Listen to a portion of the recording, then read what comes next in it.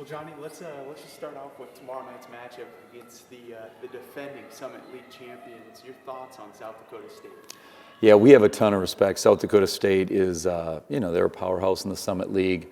Eric, he and I are good friends, and so much respect for both what they've done, how they play, and we've had some great battles with them over the years. And I think tomorrow will be, a raucous environment here. On the scale of things in the Summit League, it's a big game, but every game is big. You get 16 opportunities, and so as much as we respect them and as highly ranked as they are year after year after year, I think there also is an element of we're just excited to play a game back in front of our home fans and get a chance to do what we love. You look at Oscar Clough, what stands out about him?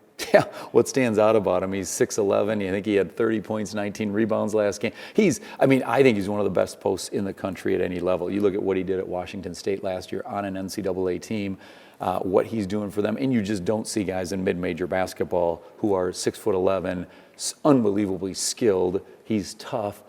He passes the ball beautifully, and he is one of those veterans who makes the right basketball play. It's a lot. I've told this to our staff for the last 2 months. You watch him, he's a lot like an NBA player where he sees double teams, he makes the right read. He sees single coverage, he makes the right read. He's willing to just do what the sort of game dictates, and so he's certainly a handful. We aren't going to see many guys like him, but we're excited for the challenge, and certainly, I know our guys are going to give it everything they have.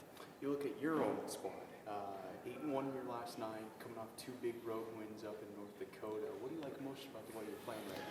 Well, it's a team, and when I say that, it's all 16 guys, it's all 7 guys on staff. I mean, we have an unbelievable group of assistant coaches, 10 guys in our rotation, and we run around, and we aren't the biggest, we aren't the strongest, but man, do they fly around. And just more than anything, they compete with joy. They care about each other. They love seeing each other succeed. And so when you watch our guys on the bench, we had a TV guy the other day watch us play. He sent me a note after the game saying, your bench was unbelievable tonight. And he was not just talking about the reserves who played, he was talking about the 6 guys who didn't get in the game.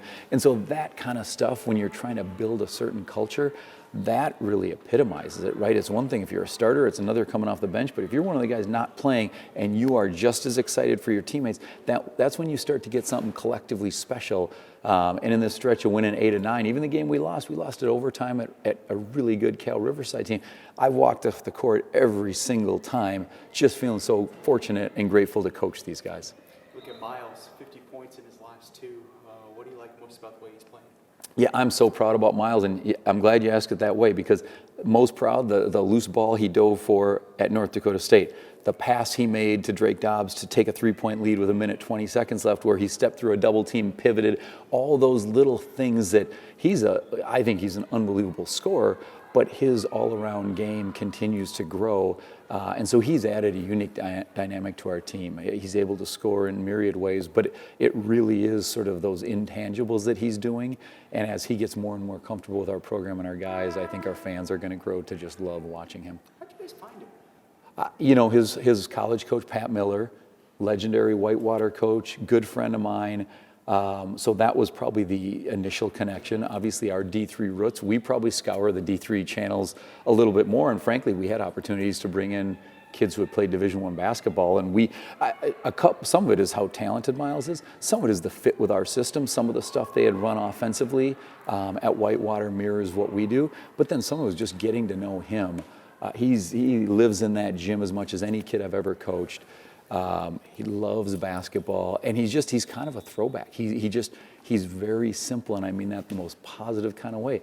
He wants to have fun and play basketball and study. He likes to farm. I mean, he is an unbelievably unique young man who has made this jump. Last year, Raheem Anthony jumped D3 to D1 for us, ended up all conference. Well, Miles jumped D3 to D1, but Raheem was in his 5th year. Miles is only in his 3rd year at college, and so I think what he's doing right now is really, really impressive because the learning curve is a little steeper for a guy who's only in his 3rd year. Likes to farm?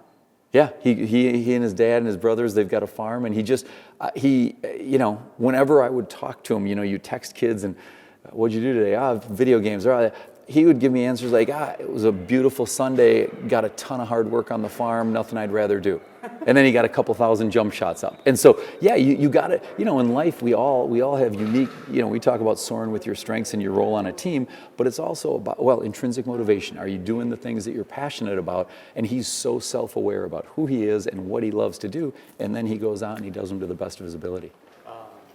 He's had 4 guys averaging between 14 and 10 points. What's allowing that balance offensively? Well, I love numbers. I don't pay much attention to our individual stats. So when you say that, I wouldn't have known if it was 3 guys or 5 guys. I do know, I think we have 8 or 9 between 6 and 14. And so to me, it's the way we play, the up-tempo, unselfish style. I think I would guess it's hard to prepare for in the sense that we don't go into any game as well as Miles just played scoring 50 points. That was not a game plan. That was him taking what the game offered and his teammates getting the ball in an advantageous situation. His backup, Ben, now had 22 points not that long ago in our home gym. And, Benny has been a 4-year player for us and does everything the team needs. So to me, scoring is a byproduct of doing all the other things that we value. And then when that happens, the mark of a great team is nobody cares who scores because the ball is going to find the open person. That guy's going to be in a spot that he's efficient from, and then he's going to capitalize on it. So I think that, to me, it's our depth and our unselfishness are 2 things that are very unique. What stood out to you about the way Kendall's played this season? Yeah, I'm very proud of Kendall. He's in his 3rd year starting for us. As a freshman, he committed to us before we had ever played a Division I game. And so you talk about making a leap of faith and saying, I'm a local guy and I'm really going to start getting this thing going. And so his freshman year, he had probably more on his plate than any freshman should have. I think the thing that Kendall does so well, again, I go back to unselfishness. He can score the ball, and he's had some monster games. Montana here recently, he had a second half. I think he scored 20 in the second. But his willingness to just make the right basketball play.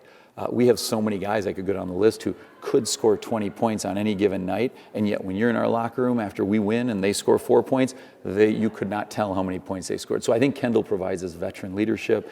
He's been with us since the start of year 2.